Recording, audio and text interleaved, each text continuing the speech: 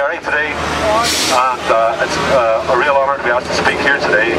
I wanted to mention that the Raytheon 9, who some of you might have heard of, are on trial in Belfast. Our trial starts on the 19th of May at Laganside Court, and I hope that some of you, or all of you, will be able to make it down there to show your support at the time.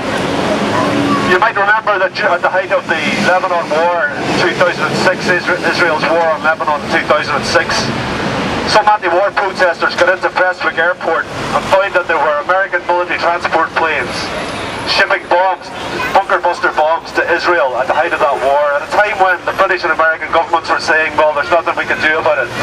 Still, that colossal, relentless military machine was shipping the weapons of mass destruction out to Israel to fuel that war. And what we did in Derry was that we occupied, decommissioned the Raytheon office in Derry in an attempt to throw a spoke into the wheel of that military machine. And whatever happens in the trial, we will be doing our best to put Raytheon and the US and British governments on trial for their war crimes. But whatever happens in the trial, we're prepared to take the consequences. But the consequences of that military machine for the people of the Middle East are catastrophic. We visited Lebanon a couple of months after the war was finished and went and met with many of the people who were the victims of those bombs.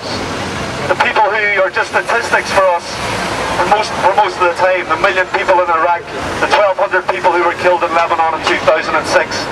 They're just nameless, faceless people, lesser human beings in the terms of our government and the mass media. We met a woman called Hala Shaloub, who lost her whole 28 members of her family in a single bombing caused by a Raytheon bomb in a town called Kana in southern Lebanon. She was buried under the rubble of a bunker buster bomb. They'd been hiding in the basement from the bombs. Her two daughters, Aisha and Ruqayya, were buried beside her. She was pinned down by rubble. She couldn't move. She never heard from Aisha after the initial impact of the bomb, but she could hear Ruqayya calling for her mother, trying to call for help, and she couldn't move to help her. And when she finally was taken from the rubble, she was rushed to a nearby house. The ambulances couldn't get in, and she died in her neighbour's house. That's the effect that the war machine that has been led by Bush and Blair and now Brown is having on the people of the Middle East.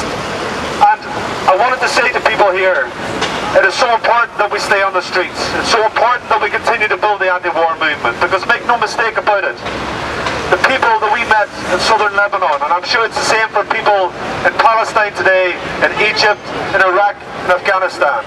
They all have satellite TV in the smallest villages that you visit. They know that people are on the streets in the West. They see hope in that. They know that it's the governments of the West and not the people of the West who are against them.